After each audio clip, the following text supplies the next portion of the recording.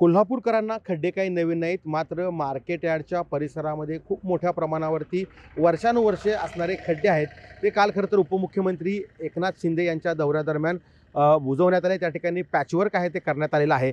आपण सध्या आहोत त्याच रस्त्यावरती ज्या ठिकाणी काल उपमुख्यमंत्री एकनाथ शिंदे जे आहेत ते एका गटप्रमुखांच्या मेळाव्यासाठी कोल्हापुरात दाखल झालेले होते आणि या ठिकाणी रस्त्याचे पॅच आहेत ते खरं तर पॅचवर्क करून भरण्यात आले आहेत. काही ठिकाणी रस्ता आहे तो करण्यात आलेला होता. आपण पाहिलं तर साधारणतः तुकडे तुकडे करत हा रस्ता आहे तो या ठिकाणी करण्यात आलेला आहे आणि याच रस्त्यावरती शेकडो वेळा वाहन चालवणारे वाहन चालक देखील या ठिकाणी त्रस्त झाल्यात आपल्याला पाहायला मिळतंय. आपल्यासोबत वाहन चालक आहेत, त्यांना विचारूया.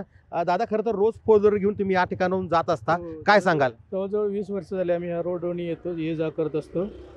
आता आम्हाला ठाऊक नाही की आता हा जो काल मुख्यमंत्री यांनी होते म्हणून हा जो रोड केलेला आहे, ह्या रोडचं हा किती दिवस टिकेल, ह्याची क्वालिटी कशी आहे काय आहे आता लोकांना दिसतेच आहे, समोरच आता आहे लोकांच्या. ह्या रोडसाठी आम्ही किती सहन करून घ्यायचे. गेले 20 वर्ष आम्ही सहन करत आलेलो आहे आम्ही. आता याच्यासाठी आता हे नगरपालिकेचे अधिकारी काय करतायत आम्हाला? नक्कीच नगरपालिकेचे अधिकारी काय करतात असा प्रश्न विचारतात.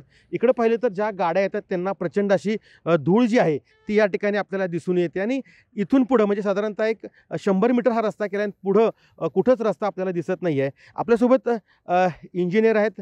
अमित साहेब, काय सांगाल? खरं तर तुम्ही इंजिनियर आहात. खरंच या रस्त्याचं काम एवढं दर्जेदार झालं आहे का आणि काय तुम्हाला वाटतं या रस्ता पाहिल्यानंतर? आता साधा प्रश्न आहे की एका दिवसात मुख्यमंत्री येणार म्हणून तुम्ही एका दिवसात जर काम करत असशीला तर त्याची क्वालिटी काय असणार आहे? आता मला सांगा, ह्याला प्रॉपर जर काम करायचं असेल पहिल्यांदा खडीकरण करून घ्यायला पाहिजे. त्यानंतर त्याच्यावर बुलडोझरनी रोलिंग करायला पाहिजे. तो बेस कोट बसल्यानंतर वरती डांबरीकरण करायला पाहिजे आणि त्याच्यावरती रोलिंग करायला पाहिजे. असं किती वेळा करायला पाहिजे? नाही म्हटलं तर 10-15 वेळा तरी करायला पाहिजे.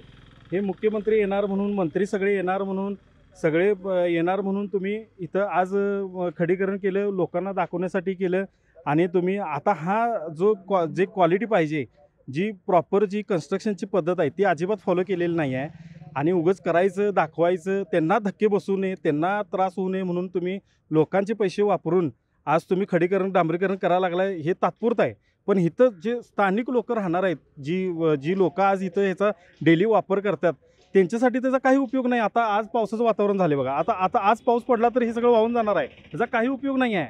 हे टेक्निकली कुठलं स्ट्रॉंग नाही आहे, ह्याला कुठलाही बेस नाही आहे. नक्कीच आपण पाहिलं तर या ठिकाणी पाहतोय हा जो रस्ता केलेला आहे खरं तर टेक्निकली स्ट्रॉंग नाही असं त्यांचं म्हणणं आहे आणि जर का जोराचा पाऊस झाला, अवकाळी पाऊस झाला तर मात्र हा संपूर्ण रस्ता आहे तो वाहून जाण्याची भीती देखील काही इंजिनियर आहेत ते व्यक्त करताना पाहायला मिळत आहेत. त्यामुळं कोल्हापूरकरांना चांगले आणि दर्जेदार आणि कायमस्वरूपी मिळणारे खरं तर रस्ते हे मिळावेत अशी अपेक्षा जी आहेत ते वाहनचालक आणि इंजिनियर या ठिकाणी व्यक्त करताना आपल्याला पाहायला मिळत आहेत.